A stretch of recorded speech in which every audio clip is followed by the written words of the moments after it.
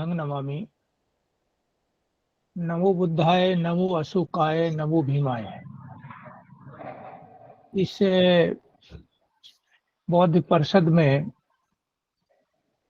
सभी धम्म मित्रों का सादर साधुवाद करते हुए जो आज का विषय ये रखा गया है, बुद्ध धम्म संघ के अनुभव से मैं ये आशा करता हूँ कि हम लोग सकारात्मक पहलुओं पर आपस में चर्चा करके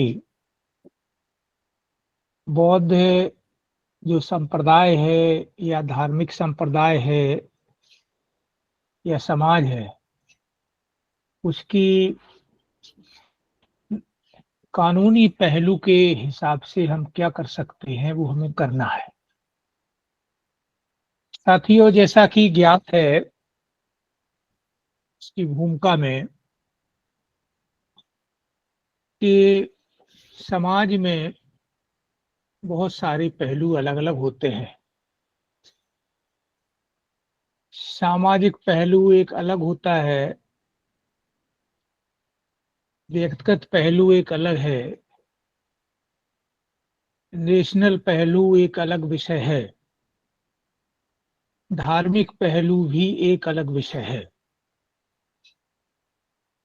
और आर्थिक पहलू उसी में शामिल है।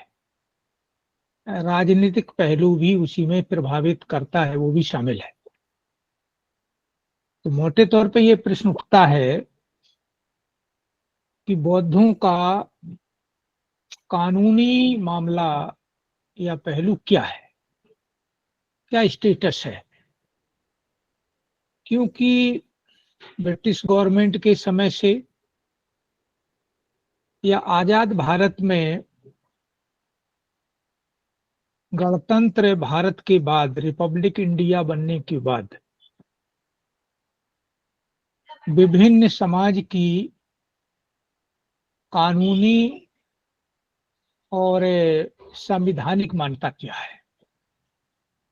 कानून और संवैधानिक व्यवस्था एक दूसरे से रिलेटेड है, एक दूसरे से संबंध रखती है। तो फिर बौद्धों की कानूनी और संवैधानिक व्यवस्था क्या है। आमतौर पर जो भारतीय समाज है,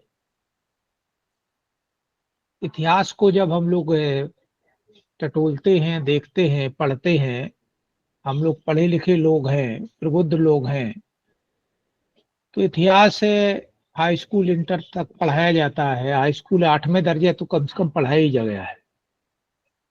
उसमें सामाजिक व्यवस्था के बारे में बहुत सारी चर्चा मिलती है। सामाजिक पहलू है, नागरिक शास्त्र पढ़ाया जाता है, तो नागरिक के क्या अधिकार हैं, राजनीतिक और सामाजिक और धार्मिक, ये सबको मिला करके एक नागरिक के क्या अधिकार हैं। संविधान में उसी तरह की व्यवस्था में संवैधानिक मूल अधिकार, दायित्व, ये सारी बातों की चर्चा है। अब प्रश्न ये है कि बौद्धों का अगर हम परिवेश में बात करते हैं, हमारे देश में सामान्यतः सबसे पहले जो बात आती है, रोटी कपड़ा और मकान जैसा कि राजनीतिक लोगों का चुनावी एक प्रोपेगेंडा भी होता है, एक प्रस्ताव भी होता है। तो हमारे सामने सबसे बड़ी समस्या आती है कि आर्थिक डेवलपमेंट या गरीबी के डेवलपमेंट कैसे किया जाए, गरीबी कैसे रोकी जाए। जब हम अंदर अंदर जाते हैं, भीतर जाते हैं कि हमारी जो सामाजिक व्यवस्था है या धार्मिक व्यवस्था है या संवैधानिक व्यवस्था है, उसमें एक मनुष्य को अच्छा जीवन जीने के लिए क्या जरूरी है। हमसे भी पूछते हैं लोग कि बौद्ध कानून से क्या होगा, या पाली या बौद्ध दर्शन के स्टडी से क्या होगा। या भारत में तो गरीबी का मामला है। तो प्रश्न ये उठता है कि गरीबी का कारण भी सामाजिक और धार्मिक स्वतंत्रता न होना है। गरीबी का भी एक कारण ये है कि धार्मिक और सामाजिक स्वतंत्रता नहीं है। इस कारण से एक समाज दूसरे समाज को प्रताड़ित करता है और किसी तरीके से उनके सामने वो खड़ा ना होने पाए तो उनको स्लेवरी में ले जाता है या दासता की ओर ले जाता है या गुंडागर्दी की ओर ले जाता है, और हर प्रयत्न करता है जिससे एक आदमी का वर्चस्व बना रहा है, एक समाज का वर्चस्व बना रहा है, एक समाज का वर्चस्व खत्म हो या सत्य खत्म हो। ये लड़ाई इसकी आर्थिक पहलू भी इसको प्रभावित इस तरह से करते हैं कि जब एक चमार ढाबा नहीं आप खोल सकते हैं या मेहतर ढाबा नहीं खोल सकते हैं तो एक सामाजिक गुलामी है। संविधान ने तो स्वतंत्र कर दिया है, लेकिन संविधान उन लोगों के हाथों में है जो व्यवस्था को पहले से चले आ रहे थे, और ब्रिटिश गवर्नमेंट ने कुछ करने का प्रयास किया तो ब्रिटिश गवर्नमेंट को भगा दिया। मेरे हिसाब से जिन लोगों ने ब्रिटिश गवर्नमेंट को भगाया है वो लोकतंत्र और मानवता के दुश्मन रहे हैं,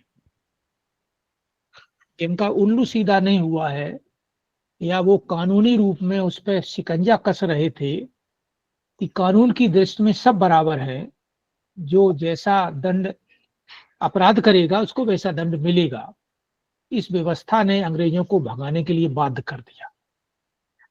अब हम इस पहलू पर आते हैं कि हमारा जो बौद्ध समाज है उसकी सामाजिक व्यवस्था क्या है। आर्थिक व्यवस्था सामाजिक, राजनीतिक और धार्मिक पहलू से कंट्रोल होती है, उसी से समृद्धि या समता का अधिकार बनता है। तो फिर उठता है कि बौद्धों को आर्थिक रूप से कमजोरी है निश्चित रूप से, लेकिन उसका स्टैंडर्ड क्या है, कैसे हम कहें वो बौद्ध लोग आर्थिक रूप से कमजोर हैं। उसका कोई मानक होना चाहिए। अब मानक वही है कि सरकार ने इतने इनकम से नीचे वाले को गरीब माना है, गरीबी के नीचे को एक इनकम का इतना साधन है तो वो गरीब है। जैसे स्कॉलरशिप मिलने का एक तरीका है कि इतने जिसका आय होगी उसको स्कॉलरशिप मिलेगा, इससे ऊपर आय होगी उसको स्कॉलरशिप नहीं मिलेगा। जैसे ईडब्ल्यूएस का एक मानक अलग है, शेड्यूल ओबीसी का मानक अलग है और एससी एसटी का मानक अलग है। तो उसको मान लिया गया कि ये इतने से नीचे गरीब है, इतने से ज्यादा अमीर है। दूसरा आता है कि इसके जो मानक है वो सामाजिक है। तो सामाजिक में बौद्ध समाज तो अभी कहीं खड़ा नहीं है क्योंकि उसका समाज ही नहीं बना है, केवल संगठन बने हैं। कुछ कुछ संहिताएं बनाई हैं लोगों ने अपने अपने संगठन के हिसाब से, जो संगठन का बायोलॉज होता है उसके हिसाब से हमें ऐसा करना, हम ये करेंगे, ये नहीं करेंगे, ऐसा करके हम लोग बोलते रहते हैं। अब प्रश्न आता है कि राजनीतिक पहलू हमारा क्या है, क्योंकि ये भी प्रभावित करता है बौद्ध समाज को। तो राजनीतिक पहलू में भी आपका कोई भी एमएलए एमपी आज की तिथि में नहीं है। जो कहते हैं वो केवल राजनीति के तौर पर वोट लेने के लिए ही कहते हैं, लेकिन बौद्धों की कोई समस्या खड़ी हो उसके लिए लड़ाई लड़ने के लिए सामने आए, ऐसा कोई व्यक्ति नहीं दिखाई दिया। चाहे महाबोधि विहार का मामला चला हो, बहुत लोगों ने स्टेटमेंट दिया महाबोधि विहार के बारे में।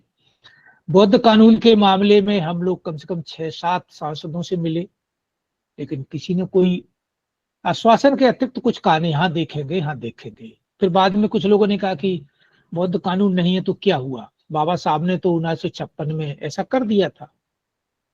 तो वो अपनी ढंग से उनकी अपनी बात कहने का तरीका है। अब दूसरा मामला आता है कि बौद्ध कानून है क्या चीज। हमारे देश में 7 धार्मिक समाज की मान्यता है। संविधान इस चीज को मानता है कि इस देश में 7 प्रकार के धर्म हैं और लगभग कम से कम 20 प्रकार के पंथ हैं। संविधान की भूमिका में या संविधान की उद्देशिका में धर्म निरपेक्ष या पंथ निरपेक्ष की बात होती है।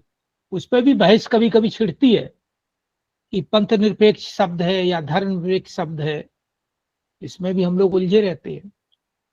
धर्म हो या पंथ हो, कुल मिला के वो एक समाज है। तो समाज में भेदभाव न हो तो उसको हम पंथ निरपेक्ष कहें या धर्म निरपेक्ष कहें, केवल अंतर ये है पंथ की मान्यता सामाजिक है और धर्म की मान्यता कानूनी है। तो संवैधानिक विभाग पर आधार पर 7 धर्मों की मान्यता है। उन 7 धर्मों में क्रिश्चियन कानून सबसे पहले 1872 में बना और रिव्यू हुआ फिर 1836 में। तो 1936 में वो रिव्यू हुआ क्रिश्चियन कानून, तो तब से वो कानून चला आ रहा। दूसरा ये आता है कि मुस्लिम कानून, जो मेजॉरिटी हिंदुओं के बाद कहें तो मेजॉरिटी एक रिलीजन है, ये एक समाज है, इसकी 15% एवरेज में लगभग आबादी है। तो उसका कानून 1938 में बना, मतलब ब्रिटिश काल में बना। इसके बाद पर्शियन कानून 1942 में बना। बाकी अन्य जो समाज है वो हिंदू समाज ना कहें तो कम से कम इतना तो कह ही सकते हैं कि ब्राह्मण समाज या मूर्ख समाज या लूट करने वाला समाज। इस समाज का कोई कानून न होने के कारण ये लूटपाट करते रहे या गुंडागर्दी करते रहे या सामंतवादी या कहिए उसको साम्राज्यवादी व्यवस्था में लोगों को अपने गुलाम बनाए रखे। कुछ संविधान बनने के बाद जब देश आजाद हुआ, आजाद कौन हुए? 15 अगस्त 1947 को। 15 अगस्त 1947 को आजाद वो हुए जो इस देश में सामंतशाही चला रहे थे और अंग्रेज लोग नहीं चलाने दे रहे थे। इसके परोक्ष में जो एक क्षेत्र के जो सामंतशाही थे, गुंडागर्दी बदमाश लोग थे, वही राजनीति में आकर के राजनीतिक हथकंडा अपने हाथ में ले लिया और वो अपने को कह रहे कि हम आजाद हो गए। 15 अगस्त 1947 को केवल जो राजशाही या रियासतें जिनकी थी वही आजाद हुए थे, क्योंकि वही उनके कंट्रोल में काम हो रहा था। आम जनता आजाद नहीं हुई थी 47 को। आम जनता से जो आजाद हुई वो 26 जनवरी 1950 को हुई, जब संवैधानिक अधिकार सभी को बराबर का दर्जा मिला। तो हम लोगों को, हम लोग बुद्धिजीवी हैं, फिर बुद्ध लोग हैं, बुद्ध के उपासक हैं, बुद्ध को मानने वाले हैं, लेकिन हमको अगर ये मालूम नहीं है तो मैं समझता हूं हम लोग भी अंधे जंगल में घूम रहे हैं और संगठन को केवल मनोरंजन के तौर पे चला रहे हैं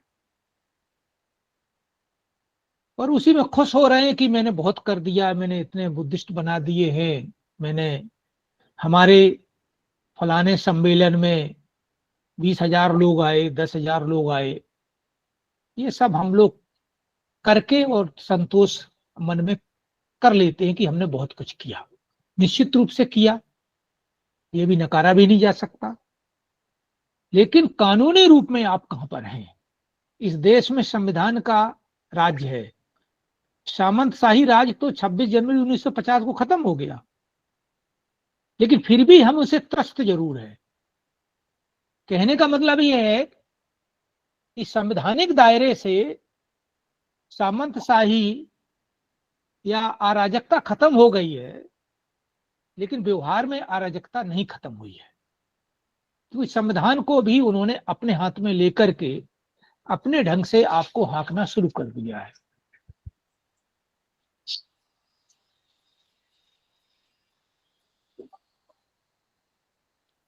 इसलिए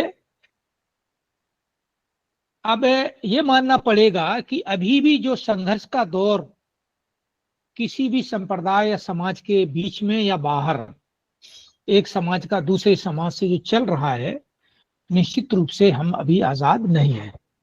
अगर आजाद होते तो संवैधानिक दायरे में जब सभी लोग समान हैं तो ये झगड़ा खत्म हो जाना चाहिए था, लेकिन झगड़ा का अंत होने वाला नहीं है। तो अब मामला ये आता है कि ऐसा इसलिए है कि हमने अपने विशेष रूप से बौद्ध समाज की जब हम बात करें तो बौद्ध समाज का अभी तक समाज का कोई ऐसा व्यक्ति नहीं जो नेतृत्व तो संभाल सके या सहमति आम बनाई जा सके कि हमें बौद्ध समाज को इस दिशा में ले जाना है और हमारी ये आचार संहिता है, हमारा ये नियम तौर तरीका है, हमारा ये अनुशासन कहता है, हमारा ये दायित्व तो कहता है कि हम इसको इस दिशा में ले जाए, तो इसको माने। सम्राट अशोक के समय में जब तीसरी संगीति हुई थी तो 18 संप्रदाय बौद्धों के हुआ करते थे। इसमें भी अगर हम विश्लेषण इसका करें कि 6 संप्रदाय महासांगिक थे, जिसको आमतौर पर महायानी कहते हैं, और थेरवाद के 12 संप्रदाय थे, जिसको कि दूसरी भाषा में हीनयानी कहा जाता है या थेरवादी कहा जाता है। तो इसका आकलन करने का तरीका यह है कि जिनकी संख्या ज्यादा है उनके संप्रदाय कम है, और जिनकी संख्या कम है उनके संप्रदाय ज्यादा है। इसका आप उदाहरण यूं ले सकते हैं कि उत्तर प्रदेश में शेड्यूल कास्ट की जो जातियां हैं वो 66 जातियां मान्यता प्राप्त हैं उत्तर प्रदेश में, और केरला एक इतना छोटा सा राज्य है, वहां 200 से ज्यादा जातियां हैं। तो इसका मतलब क्या निकला कि जो कम लोग हैं वो ज्यादा भाग में बटे हैं, जो ज्यादा लोग हैं वो कम भाग में बटे हैं। इसलिए आपकी उन्नति अवनति का एक कारण, इसका भी एक कारण हो सकता है। हम लोग बौद्धों की संख्या भारत में 1% से कम है, अगर हम सेंट्रल सेंसस को मानते हैं। झूठी हो सही हो वो आपका विषय है, हमारा विषय नहीं है। लेकिन 1% व्यक्ति कितने संप्रदाय में बटा है, और जो जिसको 15% या शोषणकारी या और कुछ कहते हैं वो कम भागों में बटा। उनके भी संप्रदाय हैं, उनमें भी खंड हैं, उन्हें भी बहुत सारे संगठन हैं, लेकिन वो अंदरूनी तौर पे कम से कम एक है। हम लोग अंदरूनी रूप पे एक नहीं है। हम लोगों के बोलचाल का ढंग जंगली से कम नहीं है। हम लोग जब डिबेट करते हैं, कुछ करते हैं, बुद्ध विहार से निकलते हैं तो बहस करते ही निकलते हैं। मुसलमान भाइयों जैसी नमाज चुपचाप पढ़ के अपने घर मकान पे नहीं जाते हैं। तो ये हमारी अपनी की सामाजिक हमने दायित्व नहीं पैदा किया है। दूसरा, बाबा साहब के जाने के बाद कम समय में बौद्ध धर्म को फलने फूलने का मौका मिला, लेकिन उनके जो चलाने वाले लोग थे, तो उनके जो उत्तराधिकारी थे वो बौद्ध धर्म को मेंटेन नहीं कर पाए। भदंत आनंद कौशल्यान एकमात्र व्यक्ति थे जो अंतिम संस्कार बाबा साहब का किया था, लेकिन अंत में भदंत आनंद कौशल्यान को भी लोगों ने नहीं माना। जैसे भी हों, जिस तरह के हो, वो नहीं मैं बात कहता हूं वो बहुत अच्छे नहीं थे, ये नहीं थे, लेकिन जैसे थे वो तो थे। दलाई लामा जी का मामला है, आप ऑब्जर्व करके देखिए कि दलाई लामा जी जहां जाते हैं और उनके जो अनुदेशक है, उनके जो सहायक लोग हैं, जैसे बरसात पहली मेढक की होती उस समय उसी तरह के तिब्बतियन लोग इकट्ठे हो जाते हैं, लामा लोग इकट्ठे हो जाते हैं। उनके यहाँ कोई भेद नहीं है। हमारे यहाँ विषय अलग है। इसका मतलब है कि मेरा समाज नहीं बना है, और हिमालयन जो बुद्धिस्ट है उनका समाज है। और आप दिल्ली में जो उनका बड़ा हिमालय मोनेस्टी है, आपके अंतर्राष्ट्रीय बस अड्डे के सामने कश्मीरी गेट। मैं कई बार वहां गया हूं, देखा हूं प्रैक्टिकल करके। वो आपको रूम देने के लिए तैयार नहीं है। वो उनके ही जो मोनेस्ट्री के लोग आएंगे वही उसमें रहेंगे। तो आप उनको अपना कैसे मान सकते हैं? उनका भी कुछ अपना तरीका होगा। वो कहने के लिए यह है कि वो रेफ्यूजी हैं, सरकार उनको संरक्षण देती है, सरकार उनको एड करती है, लेकिन भारतीय बौद्धों के जो मूल लोग हैं उनको वो इग्नोर कर रही सरकार हर जगह। ये विषय हमारे बीच में है, लेकिन हम फिर भी एक नहीं है। दूसरा विषय आता है कानूनी। हमारे सामने विषय ये आ रहा है कि परम पूज्य बोधिसत्व बाबा साहब ने धम्म विजयादशमी या 14 अक्टूबर 56 को बौद्ध धर्म में दीक्षित किया। और बताते हैं लोग कि 3 लाख 5 लाख लोग दीक्षित हुए थे। दीक्षित होने के बाद एक विषय और सामने खड़ा हो जाता है। कई भिक्षुओं से चर्चा की जो बहुत विद्वान हैं नागपुर के। जब मैं पाली एमए कर रहा था नागपुर से, तो कई बुद्ध विहारों में इधर उधर संडे के दिन जाता था, रविवार के दिन। तो उनका ये कहना था कि आप कानून के लिए अलग लड़ रहे हैं, वो गलत काम कर रहे हैं। क्योंकि बाबा साहब ने हिंदू कोड बिल लाए थे, तो हिंदू कोड बिल के माध्यम से उन्होंने हिंदू समाज में सुधार की बात कही है और हिंदू समाज में रहने की बात कही है। लेकिन जब मैंने उनसे यह पूछा कि 14 अक्टूबर 56 को फिर बाबा साहब ने ऐसा क्यों किया? अगर 1951 में हिंदू कोड बिल लाए थे, तो 14 अक्टूबर 56 को उन्होंने नागपुर में बहुत बड़ा संदेश 5 लाख के बीच में क्यों दिया? अगर आप ये मानते हैं कि हमें सेपरेट कानून की बात नहीं करना चाहिए, हमें हिंदू कानून में ही रहना चाहिए, कि हाँ वो उस समय उन्होंने ऐसा कहा, उस समय वैसा कहा, तो हमने कि इसका जवाब तो आपने नहीं दिया। आप डॉक्टर हैं, आप भिक्खु भी हैं, बाबा साहब की धरती में पैदा हुए हैं और यहीं आप चला रहे नागपुर में। तो हमें आप बताइए 14 अक्टूबर 56 को ऐसा क्यों हुआ था? उनको तो हिंदू ही रहना चाहिए था। दूसरा विषय ये आता है कि हिंदू कानून, जो हिंदू मैरिज एक्ट जो पास हुआ था, वो 55 में हुआ था, दिसंबर पक्ष 55 में हुआ। तो बाबा साहब की उसमें क्या प्रतिक्रिया थी कि हिंदू मैरिज एक्ट जब बना तो आर्टिकल 25(2) में बौद्ध समाज को हिंदू कानून में रखा गया, बौद्ध को, सिख को और जैन को। यह माना जाता है कि इनके कानून नहीं थे और ये भारतीय मूल के निकले हुए धर्म हैं या संप्रदाय हैं, तो इनको हिंदू कानून में समाहित कर दिया गया। लेकिन बाबा साहब ने इस पर कोई टिप्पणी नहीं की। 56 में उन्होंने बौद्ध धर्म ग्रहण किया, और हो सकता है इसलिए किया हो कि कानूनी रूप में हिंदू धर्म में समाहित कर दिया गया है, तो हमें उसे निकलना है। एक विषय यही हो सकता है। अब आगे विषय आता हम और आपके सामने कि जब हम हिंदू व्यवस्था का मतलब समझते हैं, तो हिंदू व्यवस्था का मतलब है केवल केवल ब्राह्मण, तो बाकी सब झाड़ू पोछा वाले लोग। क्योंकि वो कभी शंकराचार्य नहीं बन सकते, वो कभी भी मठ के मालिक नहीं बन सकते, चाहे वो उसी ने क्यों ना बनवाया हो। एक स्थिति आपको देखने को मिलती होगी। तब प्रश्न उठता है कि बौद्ध धर्म एक दुनिया में अलग से धर्म है, और इसके बाद भी उसका दूसरे धर्म का संचालक हो, तो ये तो एक गुलामी ही हो गई। और संविधान की व्यवस्था के तहत आर्टिकल 25(1) के तहत या आर्टिकल 14(15) के अधीन ये संविधान का उल्लंघन है। एक तरफ हम समता की बात करते हैं, आर्टिकल 15 में जाति धर्म भेद लिंग के बिना कोई भेदभाव नहीं करेंगे, के आधार पर कोई भेदभाव नहीं होगा। तो प्रश्न ये है कि बौद्ध धर्म को हिंदू धर्म के कानून के अधीन क्यों रखा गया? क्योंकि ये तो गुलामी हो गई। एक धर्म का मालिक दूसरे धर्म का मालिक कैसे हो सकता है?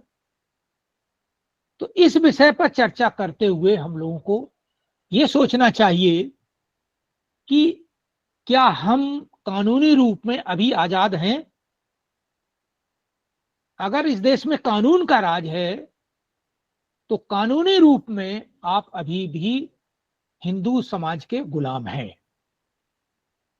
हम ये मान सकते हैं कि सामाजिक रूप में हम स्वतंत्र हो गए हैं।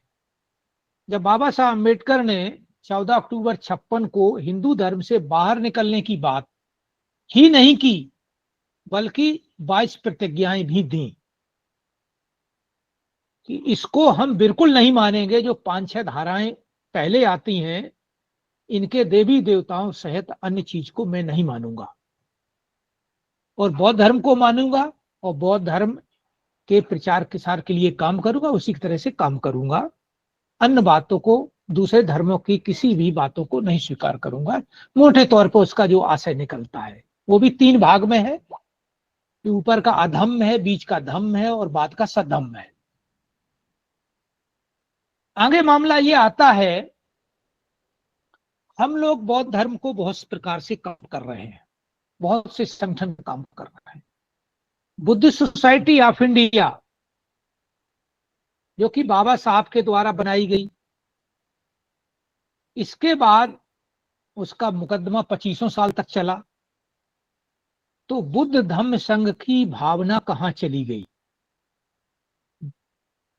जो लोग उस पर दावागिरी कर रहे हैं, अपना अपना प्रकार से उसको मोटिवेट कर रहे हैं कि मैं असली हूं, वो नकली है, तो प्रश्न ये है कि बुद्ध धम्म संघ के अधीन जो व्याख्या की गई है त्रिपिटक में, खुद्दक पाठ में, उसके तहत में ये लोग कहां ठहरते हैं? तो प्रश्न उठता है कि बौद्ध धर्म को मानने वाले लोग बहुत बुद्धिजीवी नहीं हैं मेरे हिसाब से। ये बुद्धू लोग हैं, अपने हिसाब से बुद्धि फिट करते हैं। अगर बुद्ध धर्म की आचार संहिता के हिसाब से चलते, या त्रिपिटक का थोड़ा 2% भी ज्ञान होता, या पाली का 2% भी ज्ञान होता, तो निश्चित रूप से कुछ सबक सीखते।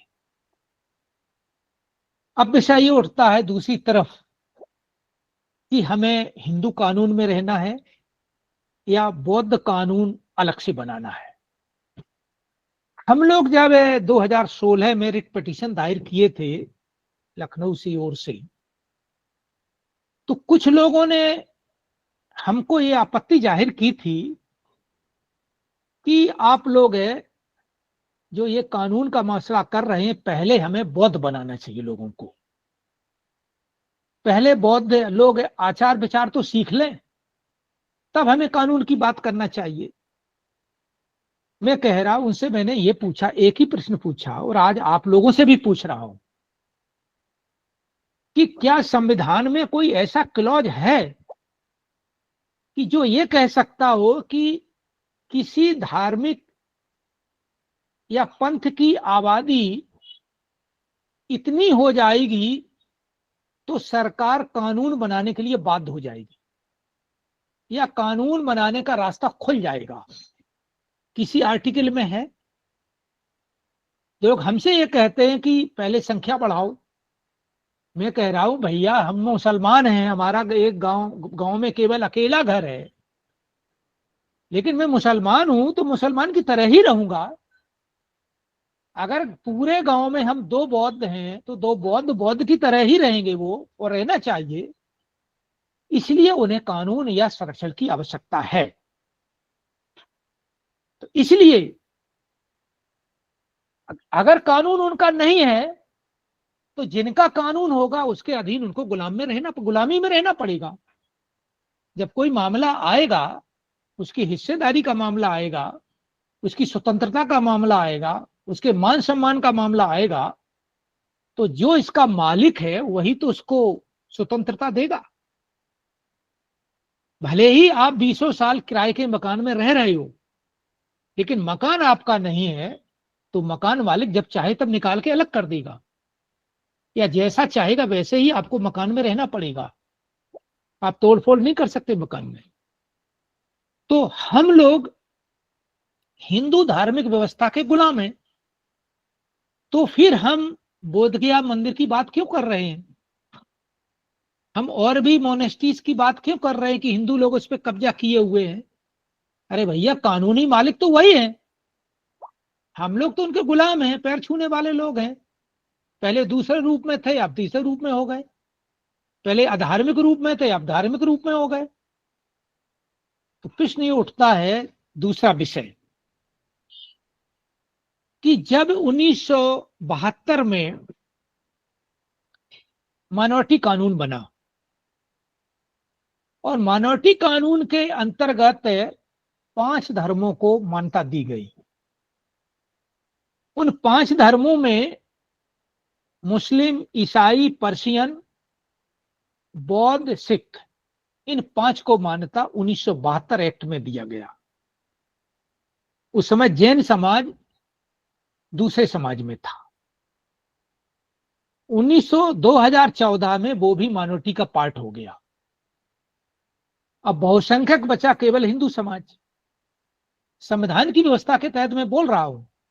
कुछ लोग तो यही कहते हैं कि हिंदू कोई धर्म ही नहीं है, ये तो फालतू का है मामला, ये तो पर्शियन ने उन्होंने कहा था, यहूदी लोगों ने कहा, या फलाने फारसी लोगों ने कहा, कोई हिंदू का मर्तब हिंदू और चोर होता है। वो विषय अलग है, वो कैसा होता है, क्या होता है, अत्याचारी, अनाचारी या चोर है या हिंसक है, वो अलग अपनी अपनी तरह से परिभाषा आपकी सामाजिक है। लेकिन जब आप कोई बच्चे का एडमिशन कराने जाते हैं या बैंक में खाता खोलने जाते हैं, तो आपको 4 धर्मों का विवरण मिलता है उसमें। मुस्लिम, ईसाई, हिंदू, सिख और अन्य। तो अन्य में आप बौद्ध समाज लिख देते हैं, लेकिन हिंदू तो उसमें धार्मिक रूप में मान्यता है उसकी। लेकिन हम लोग बकवासी या बड़ा समाज में उत्प्रेरणा पैदा करने के लिए, उत्तेजना पैदा करने के लिए हम नए नए शब्द की खोज कर रहे हैं और कहा कि वही मद्रास हाई कोर्ट ने तो ये कह दिया है, फलाने ने तो ये कह दिया होगा।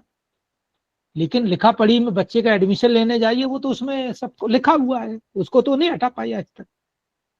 फिलहाल जो भी है, अब मामला ये आता है कि 1972 में जब माइनॉरिटी एक्ट बना तो बौद्ध समाज को माइनॉरिटी में जोड़ दिया गया और हिंदू समाज को बहुसंख्यक समाज में जोड़ दिया गया। तो प्रश्न ये उठता है कि एक तरफ आप माइनॉरिटी का पार्ट हैं जिसमें हिंदू नहीं है, मुस्लिम, सिख, ईसाई है या बौद्ध, जैन है, लेकिन दूसरी तरफ हिंदू समाज है, लेकिन कानून आपके पास हिंदू कानून है। आप माइनॉरिटी का पार्ट होने के बावजूद भी आप हिंदू के पार्ट हैं।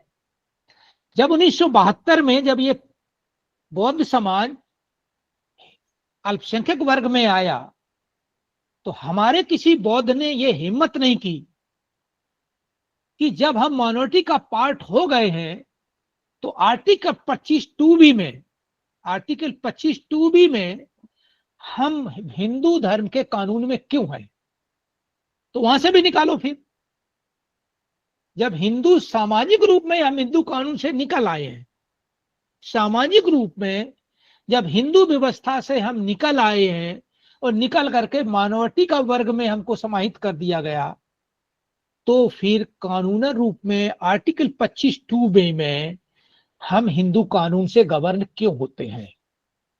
क्या किसी में हिम्मत है ये सोचने की? अगर आप लोग बहुत सारे संगठन चला रहे हैं, अगर आप लोगों में हिम्मत है तो इसके विरुद्ध में बगावत करो, आओ सामने। लेकिन कहीं किसी में कोई दम नहीं है। अब प्रश्न उठता है कि हम लोगों ने कोर्ट में मुकदमा दायर किया, कोर्ट ने यह कहा कि इनका 6 मंथ में इनके पिटीशन पर कार्रवाई करो। कोर्ट ने यह तो नहीं कहा है कि आप हिंदू में आते हैं तो हिंदू ही रहेंगे, आपको व्यक्तिगत कानून की आवश्यकता नहीं है, क्योंकि संविधान के आर्टिकल 25(2) में बौद्ध, सिख, जैन है, हिंदू का पार्ट है, इसलिए कानून रूप में आप अलग से कानून की मांग नहीं कर सकते। ये तो सुप्रीम कोर्ट ने नहीं कहा। हाँ, हमारे लोग ये हतोत्साहित जरूर करते रहे कि सुप्रीम कोर्ट को किसी धार्मिक मसले पर हस्तक्षेप करने का कोई अधिकार नहीं है, या कानून बनाने के लिए पार्लियामेंट को कहने का कोई अधिकार नहीं है। हमने कहा मैं पार्लियामेंट से नहीं कह रहा हूं कि पार्लियामेंट का मैं मेंबर नहीं हूं, मैं केवल भारत सरकार से कह रहा हूं, भारत सरकार से कह रहा हूं जो सबके लिए संवैधानिक दायरे में सबके लिए काम करती, सबके लिए बराबर है। चाहे सरकार किसी की पार्टी की हो, चाहे किसी भी पार्टी का प्राइम मिनिस्टर हो या मंत्री हो या सांसद हो, जीतने के बाद सरकार बनाने के बाद वो सभी का है, विरोधी का भी है और अपने पार्टी का भी है, चाहे उसने वोट दिया हो चाहे वोट न दिया हो, वो सभी का होता है। डिस्ट्रिक्ट कलेक्टर केवल पार्टी का नहीं होता है, डिस्ट्रिक्ट कलेक्टर सभी का होता है, क्योंकि हमारा देश धर्मनिरपेक्ष या पंथ निरपेक्ष है, समाज निरपेक्ष है, एक समाज का नहीं है। इसलिए शायद माइनॉरिटी के बहुत सारे क्लॉज आर्टिकल 25 से लेकर आर्टिकल 28-29 तक बने हैं, 32 तक, सेफ गार्ड के लिए केवल, क्योंकि माइनॉरिटी की कभी सरकार नहीं बन सकती, क्योंकि माइनॉरिटी सब मिलाकर के 20% है या 21% है, इससे ज्यादा नहीं है मेजॉरिटी। तो 21% में आप अलग से कोई भी एक सांसद नहीं जिता सकते, कोई भी एक विधायक भी नहीं बना सकते, दूसरे लोगों का सहयोग लेना ही पड़ेगा जीतने के लिए, चाहे किसी पार्टी के माध्यम से लें चाहे समाज के माध्यम से लें। ये विषय। अब प्रश्न ये उठता है, क्या हमें हिंदू कानून में ही रहना है? जैसे बाबा साहब ने संविधान बनाया ऐसा लोग हमें बताते हैं और बहुत कुछ हम भी जानते हैं, लेकिन प्रश्न ये उठता है कि बाबा साहब ने 1946 में और 47 में जब देश आजाद हो रहा था, उसमें उन्होंने डिबेट में कहा था इस देश में विभिन्न प्रकार के धर्मों को स्वतंत्रता देना होगा तो फिर सबको कानून अलग अलग देना होगा, लेकिन किसी को मालूम ही नहीं। अब प्रश्न ये उठता है कि हम लोगों ने पुनः पिटीशन दायर किया है और आज पिटीशन अब वो फाइनल हो गई, दायर हो गई है।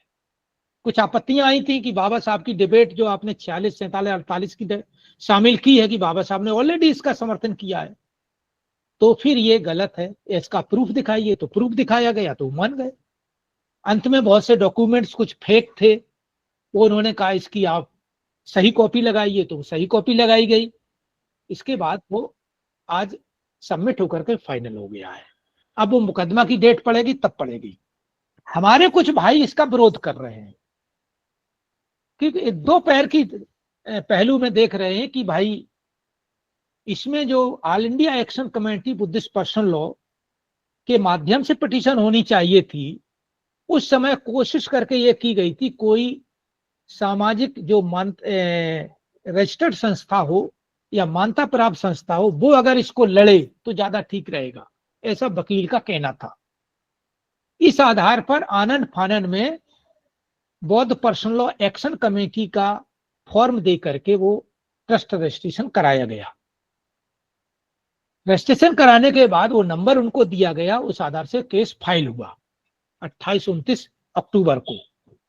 उस पर क्वेरीज आई, 13 को क्वेरीज सबमिट की गई, फिर इसके बाद ये 18-19 को क्वेरीज को फाइनल किया गया। अब प्रश्न उठता है, कुछ लोग कहते हैं कि केस को वापस ले लो। तो हम लोग 3 बार जब वकील से मिले थे और सब 3-4 लोग मिलकर के गए थे, तो हम लोग केस वापस लेने के लिए थोड़ी गए थे, क्योंकि केस तो फाइल ही नहीं हुआ था, केस को फाइल करने के लिए गए थे। तो हम लोगों की ऐसी सोच मानसिकता बदलती रहती है कि ऐसा होना चाहिए, वैसा होना चाहिए, इसमें हमारा नाम भी होना चाहिए, ऐसे होना चाहिए। लेकिन भाई कोर्ट तो कोर्ट के तरीके से चलेगा, हमारे गांव के तरीके से घर की तरह थोड़ी चलेगा। फिलहाल वो उनका मसला है, हमें उससे कोई लेना देना नहीं है। केस फाइल हो गया है, अब हियरिंग में क्या आता कैसे आता है। हमारा मतलब ये कहने का केवल 2 बातों से है कि हम लोगों ने 2018 में पर्सनल लॉ का ड्राफ्ट सबमिट किया। ड्राफ्ट सबमिट होने के बाद उसमें 6 आर्टिकल बनाए गए।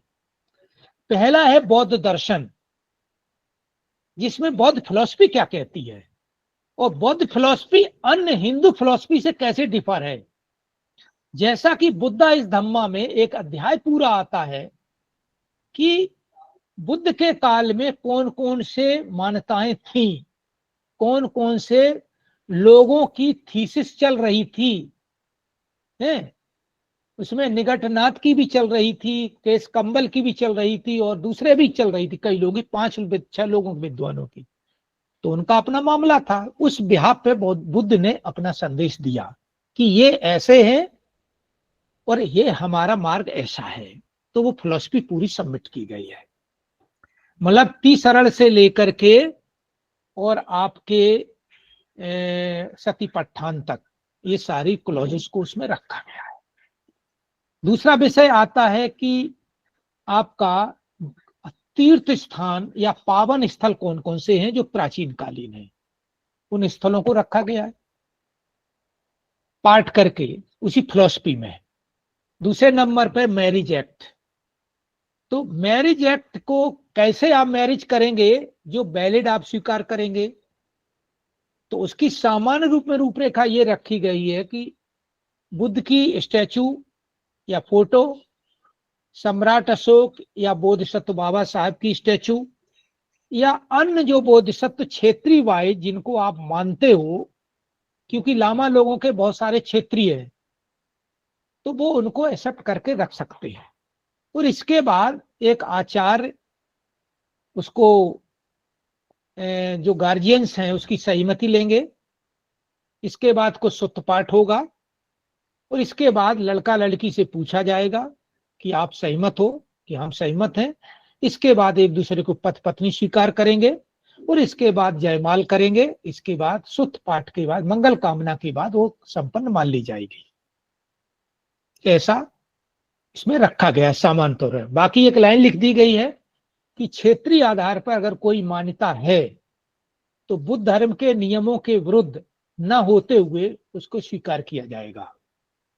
बुद्ध धर्म के बताए हुए रास्ते के कोई विरुद्ध नहीं होना चाहिए, तो वो स्वीकार कर लिया जाएगा। जैसे लोग मंदिरों में शादी कर लेते हैं, कुछ और शादी कर लेते हैं, ऐसा भी इसका एक आशय है। दूसरा आता है सक्सीशन एक्ट। सक्सीशन एक्ट जिसका नहीं है उसका कानून नहीं बन सकता। मैरिज एक्ट पास हो सकता है, लेकिन सक्सीशन एक्ट जिसका नहीं है, उत्तराधिकार, उसका अलग कानून नहीं हो सकता। तो उत्तराधिकार कानून आपको किसी दूसरे धर्म से अलग करेगा। तो उत्तराधिकार कानून का क्या मतलब है कि अगर बौद्ध परिवार का कोई व्यक्ति दूसरे धर्म को स्वीकार कर लेता है तो उसका उत्तराधिकार क्या होगा, पैतृक संपत्ति पर उसका अधिकार क्या होगा, और पैतृक संपत्ति का सामान्य रूप में अधिकार क्या होगा। मान लीजिए कि खेती बाड़ी, खेत मकान है, अगर पिताजी के नाम है, पिताजी गुजर जाते हैं, परनिब्बत हो जाते हैं, तो इसके बाद उसका उत्तराधिकार कैसे होगा। एक क्लॉज है। दूसरा क्लॉज कि अगर आपका लड़का हिंदू धर्म स्वीकार कर लेता है या मुस्लिम बन जाता है, तो उस गार्जियन का क्या अधिकार होगा कि प्रॉपर्टी पर उसका क्या अधिकार दे या न दे। जैसे आप लोग बौद्ध धर्म को स्वीकार कर लीजिए, कर लिए हैं, बहुत से लोग जो यहाँ जुड़े हुए बौद्ध धर्म को स्वीकार किए हैं, दीक्षित हुए हैं, लेकिन पिताजी दीक्षित नहीं हुए। पिताजी आपको निकाल सकते हैं घर से हिंदू कानून के तहत, क्योंकि आपने पिताजी के जो पारिवारिक जो पहलू है उसके विरुद्ध कार्य किया है। तो उनको अधिकार है कि निकालने का। वो खेती में नहीं देते, मकान में नहीं देते, नहीं देते। तो आपका कानून क्या बोल रहा है। अभी तो हिंदू कानून लागू है आपके ऊपर। अगर आपके पिताजी जो हिंदू अभी भी बने हुए हैं, कुछ मामलों में अगर वो लड़के ने कहीं बौद्ध धर्म स्वीकार कर लिया है, तो हिंदू कानून में यह व्यवस्था है कि वो आपको संपत्ति से बेघर कर सकते हैं। तो आपका अधिकार क्या होगा, आप क्या कानून बनाएंगे, इस पर आपको चिंता करनी चाहिए। एक विषय। दूसरा आता है कि माइनर और एडॉप्शन एक्ट। माइनर का मतलब होता है बच्चा जब अवयस्क है और माता पिता गुजर जाएं तो उसका क्या अधिकार होगा, उस पर आपको क्लियर करना पड़ेगा कि इस कानून के तहत ये उत्तराधिकारी होगा, एक विषय। दूसरा, अगर किसी बच्चे को आप गोद लेते हैं, उस गोद लेने वाले बच्चे का क्या अधिकार होगा घर पर? क्या एक बच्चे के पुत्र के समान होगा, या और कुछ होगा, या उसका कोई हकनामा नहीं होगा? तो इसको आपको क्लैरिफाई करना पड़ेगा। अगर आप नहीं क्लैरिफाई कर सकते तो आप अंधे कुएं में घूम रहे हो कि केवल ये होना चाहिए, केवल ये होना चाहिए, ये होना चाहिए, बस केवल गाना गा रहे हैं। ये गाना गाने से संविधान नहीं चलता है, व्यवस्था नहीं चलती है। आपको डीपली निर्णय लेना पड़ेगा कि क्या सही है, क्या गलत है, और इसके लिए आपको जिम्मेदारी लेनी पड़ेगी। जैसे बुद्ध विहार में जो लोग बुद्ध विहार में यदा कदा आते हैं, तो वो तो अपना कह के सजेशन करके और एडवाइस करके चले जाते हैं, लेकिन बुद्ध विहार जो चला रहा है उसको पूछिए वो कैसे चला रहा है, क्या समस्याएं आ रही है उसके सामने, इसको समझना पड़ेगा। आगे समस्या ये आती है कि लास्ट में समाज जिसकी भाषा नहीं होती है उसका कोई समाज नहीं होता है। जिसकी अपनी भाषा नहीं होती है, अपना लिटरेचर नहीं होता है, अपने स्कूल नहीं होते, अपने कॉलेज नहीं होते, वो समाज कभी खड़ा नहीं हो सकता। हमारा एक भी कॉलेज नहीं है, एक भी स्कूल, प्राइमरी स्कूल नहीं है, इंटर कॉलेज और डिग्री कॉलेज तो छोड़ दीजिए। पूरे बंगाल में इतने बुद्धिस्ट लोग हैं, एक केवल सिलीगुड़ी में 8वां दर्जा का स्कूल है पूरे बंगाल में। हमारे सारनाथ में 2-3 स्कूल हैं, एक कुशीनगर में है जहां पाली पढ़ाई या बौद्ध दर्शन पढ़ाई होती है 8वें तक और 12वें तक। तो प्रश्न उठता है कि 3 स्कूल से तो हमारा उत्तर प्रदेश चल जाएगा, या 5-6-10 और मान लो, इसको लेकर के पूरा भारत चल जाएगा? तो इसका काम कौन करेगा, कब करेगा? जबकि हम करोड़ों का मकान, करोड़ों लोग बना चुके हैं अपने अपने घर में। एक मकान 1 करोड़ का हर व्यक्ति का है जिसका 2 छत्ता बना हुआ है, लेकिन स्कूल एक भी नहीं है। हम उनसे लड़ने वाली बात करते हैं, हालांकि वो 1 ही 2% जो बात कर रहे हैं उस व्यवस्था से लड़ने की, जो संवैधानिक विरोधी हैं, जो सामाजिक विरोधी हैं, जो धार्मिक विरोधी हैं, जो धर्म को उत्पात फैला रहे हैं, उनके विरुद्ध में जो आवाज उठा रहे हैं वो 1% आदमी है केवल।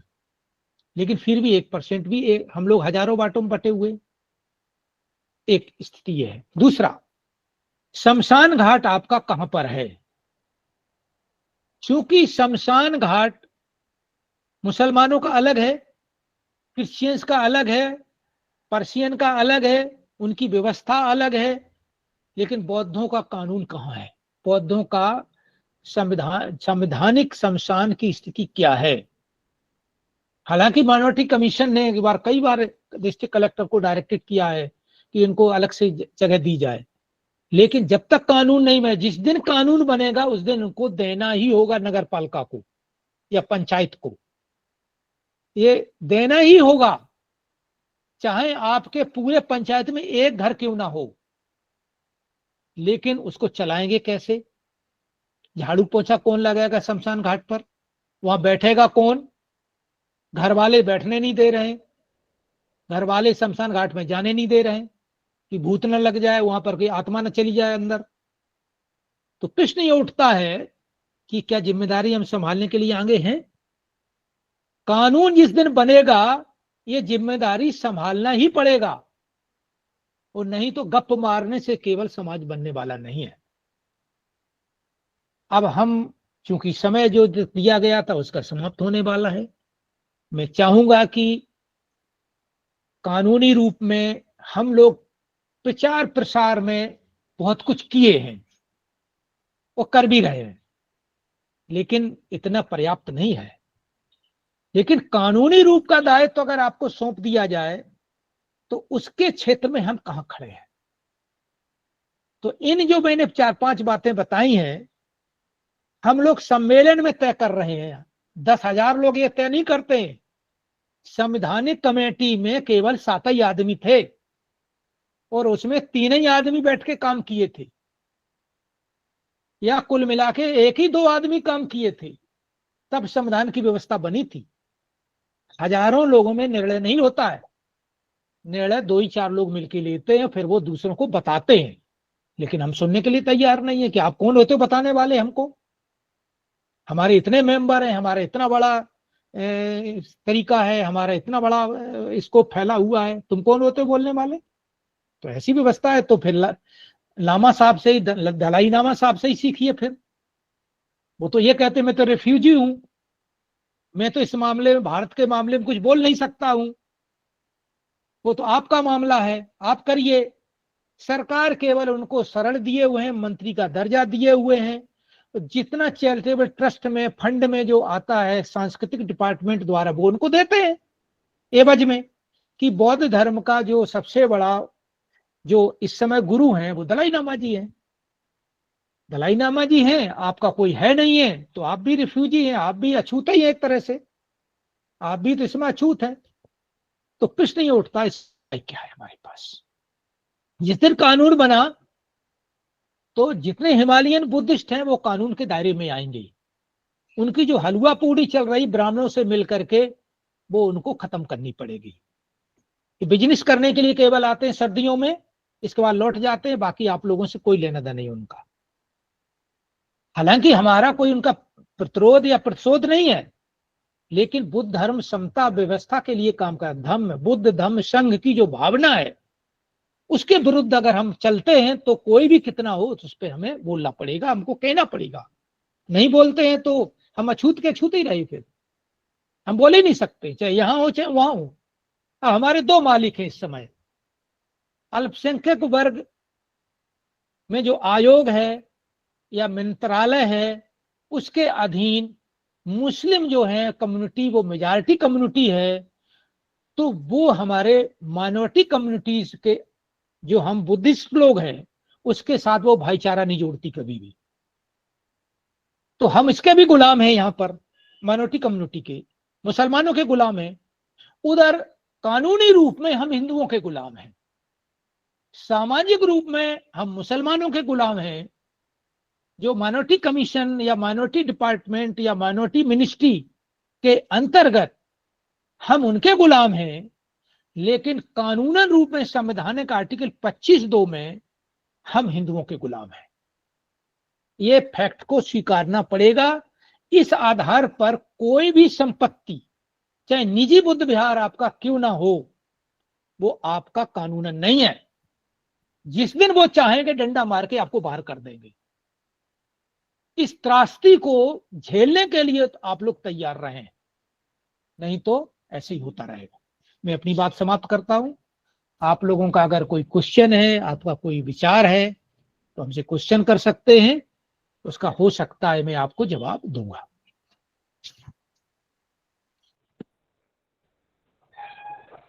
जी सदस्य सागर, बहुत बहुत आपको साधुवाद।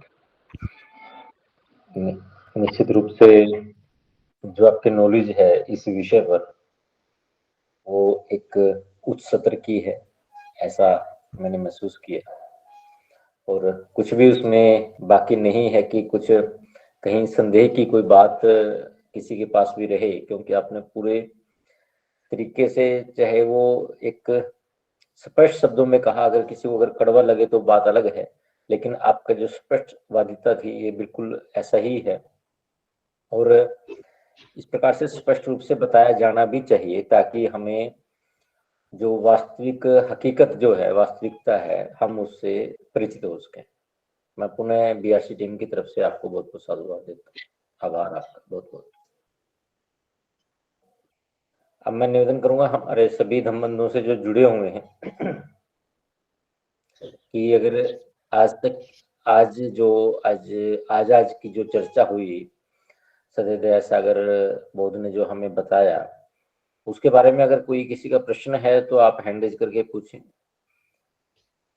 तो हम उस पर सदय दया सागर से अनुरोध करेंगे कि वो उसके बारे में कुछ बताएंगे। और वैसे मुझे लग रहा है कि शायद दया सागर पूरी आपकी चर्चा कुछ अधूरी है अभी, क्या पूरी हो चुकी है? मुझे लग रहा है कुछ ना कुछ और कहना चाहेंगे आप, एक और कहीं हम नेक्स्ट मीटिंग में।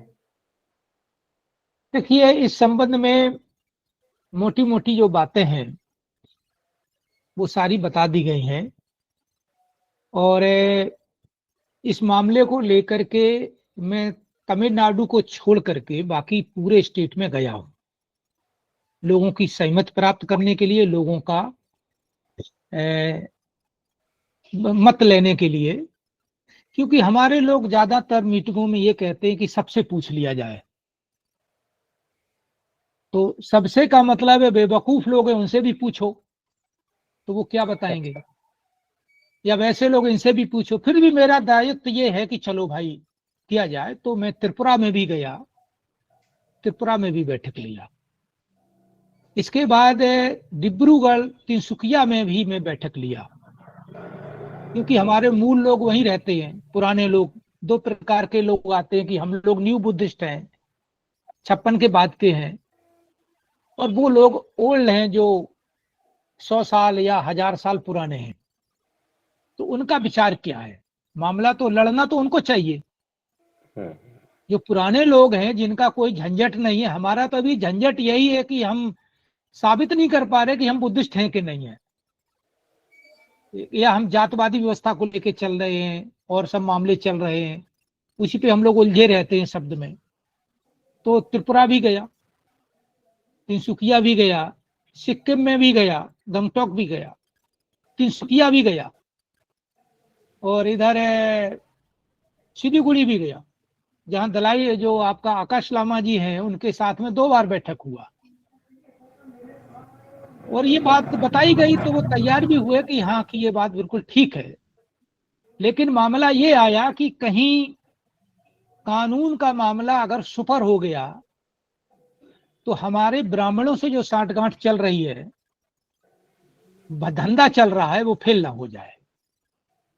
क्योंकि उनका कोई संघर्ष तो है नहीं है हिमालयन बुद्धिस्ट का, क्योंकि वो हजारों सालों के बुद्धिस्ट हैं। उनका कोई ये नहीं कि बुद्ध विहार नहीं बन पा रहा है, बुद्ध विहार पे लोग आक्रमण कर रहे हैं, या वो और काम नहीं करने दे रहे हैं। हमारे यहाँ ये सब मामले होते हैं कि तुम बौद्ध क्यों बन गए, अब कानून बनने जा रहा है, आप कानूनन बुद्ध आप धर्म परिवर्तन नहीं कर सकते, फलाना नहीं कर सकते। वो तो मामले उनका झंझट नहीं है। उनका तो व्यापार करो, खाओ पियो, मौज उड़ाओ, अपना बुद्ध विहार है। और उनकी कुछ मेजॉरिटी भी है वहां पर, जिससे कि वोट राजनीति भी प्रभावित होती है उनके द्वारा। मान लो 10% अगर हिमालयन बुद्धिस्ट दार्जिलिंग में है, 10% अगर बुद्धिस्ट है, तो वो राजनीति को प्रभावित कर रहा है सीधा। जिसको वोट देगा वो जीत जाएगा, जिसको वोट नहीं देगा वो हार जाएगा। हमारे यहाँ 1% है, और 1% में हम 20-50 भागों में बटे हुए हैं। तो हम बुद्धिस्ट, हमारे एरिया में बुद्धिस्ट 1% भी राजनीति को प्रभावित नहीं कर सकता, क्योंकि हम जितने बुद्धिस्ट हैं उतने ज्यादा बड़े बड़े संगठन बने अलग अलग। तो ये व्यवस्था भाई। तो मैं ये कह रहा हूं कि मैं गुवाहाटी में भी 2 बैठकें लिया, वहां भी सहमति बनाई कि हाँ ठीक है सब बातें हैं, बढ़िया है। और जब जंतर मंतर प्रोटेस्ट किया 2018-19 में, तो वहां के लोग आए भी, उन्होंने कहा हम आपके साथ हैं। आपके भीमराव यशवंत अम्बेडकर को भी बुलाया गया, उनके यहाँ दादर में भी 2 बैठकें हुई, उनके दादर में ही 2 बार बैठकें हुई उनके कार्यालय में। और कम से कम एक मीटिंग में 500 लोग आए। उन्होंने श्योर किया कि हम आपके साथ हैं। उसमें दोनों भाई बैठे हुए थे। लेकिन बाद में जब दिल्ली में प्रोटेस्ट किया गया तो दोनों नहीं आए। अब क्या कहेंगे इस चीज को आप?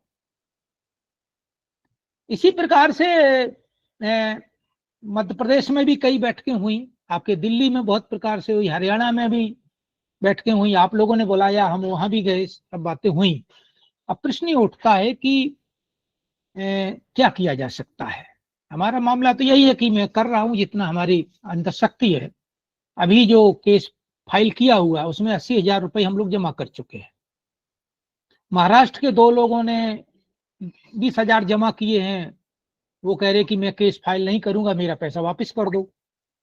महाराष्ट्र से अगर 20,000 रुपए वो वापस ले लेते हैं तो 1 भी रुपए उनका शामिल नहीं है।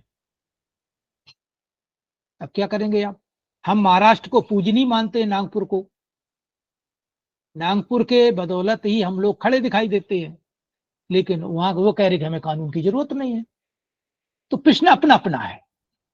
उसमें आपके हरियाणा के भी कुछ लोग ऐसे बोल रहे हैं कि हमें इससे कोई मतलब नहीं है। हमें तो केवल संघ संगठन से मतलब है या ट्रस्टी होने से मतलब है, बाकी तो कोई मतलब नहीं है हमारा। पाली भाषा हमें पढ़ना नहीं है, पाली भाषा को पढ़ के क्या होगा। तो ये सारी चीजें सांस्कृतिक, भाषाई, इन सारी चीज को, कानूनी, सामाजिक, इन सबको लेकर के हमें समाज बनता है। समाज केवल एक चीज से नहीं बनता है, समाज में सारे पहलू होते हैं।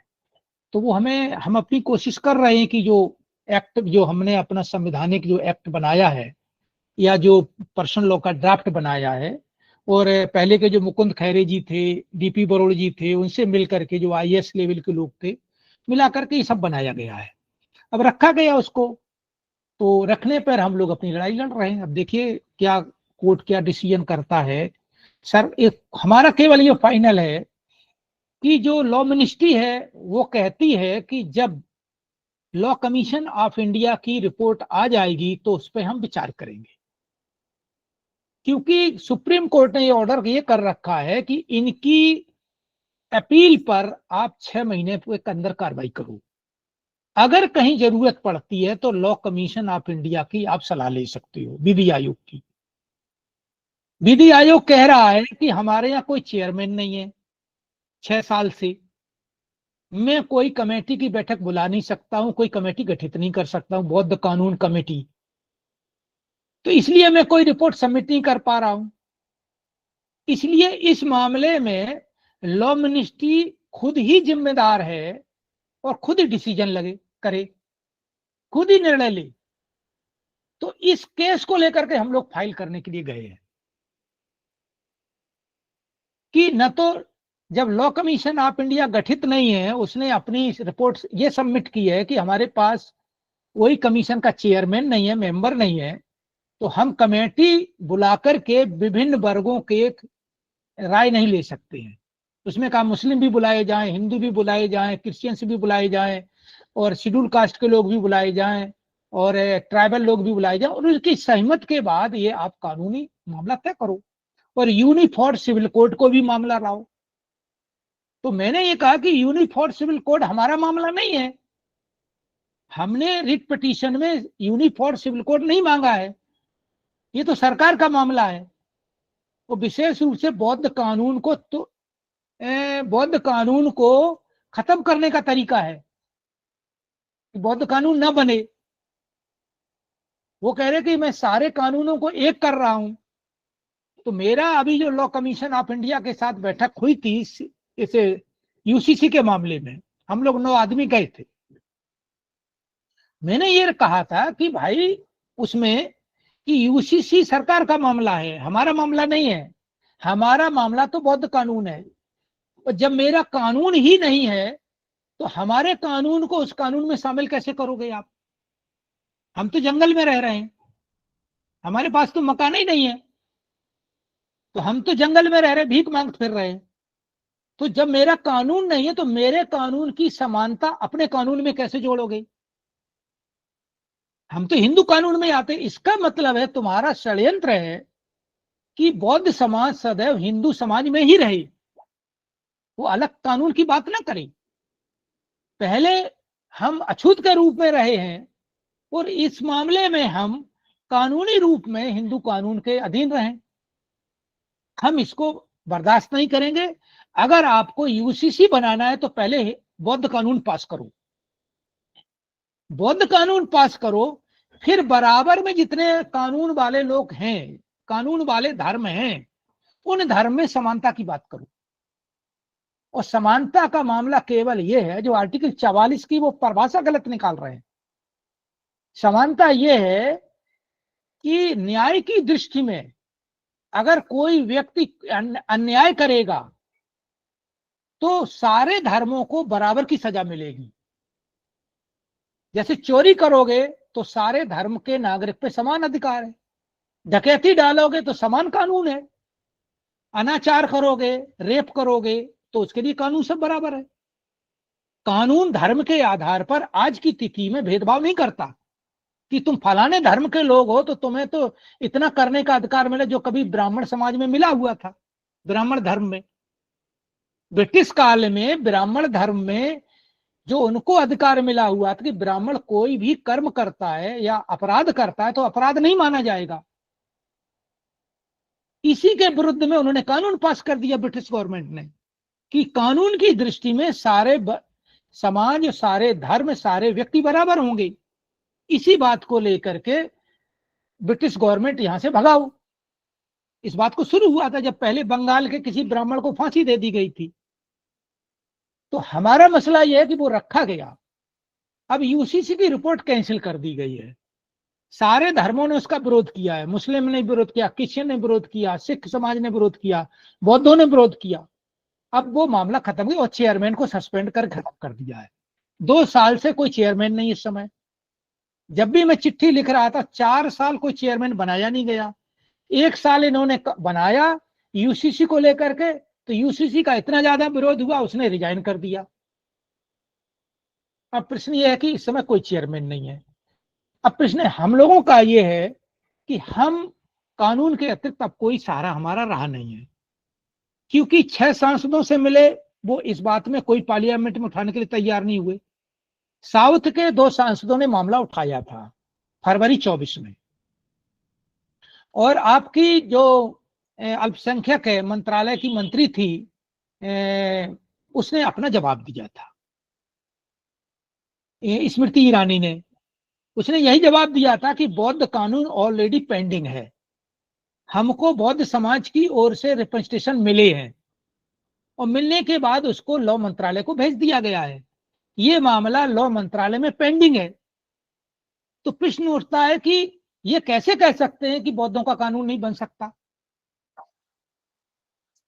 लेकिन बौद्ध कानून के लिए हम प्रेरित नहीं है, हम मिलके नहीं लड़ना चाहते, हम केवल राजनीति कर रहे हैं। तो प्रश्न ये है कि जो जैसा हो वो अपना करे, क्योंकि स्वतंत्रता मिली हुई है, हमें स्वतंत्रता लड़ने की मिली है, आपको चुप रहने की मिली, आप चुप रहिए। क्योंकि कानून का न्याय पाने के लिए करोड़ों लाखों की जरूरत नहीं है। अगर एक व्यक्ति चाहता है कि मेरे साथ बेइंसाफी हो रही है, तो इंडिविजुअल वो कानून अपना न्याय पाने के लिए जा सकता है कोर्ट में। गांव वाले कहें नहीं तो गांव वाले सब एक तरफ है, वो आदमी एक तरफ है, इसलिए कानून आप कोर्ट में नहीं जा सकते।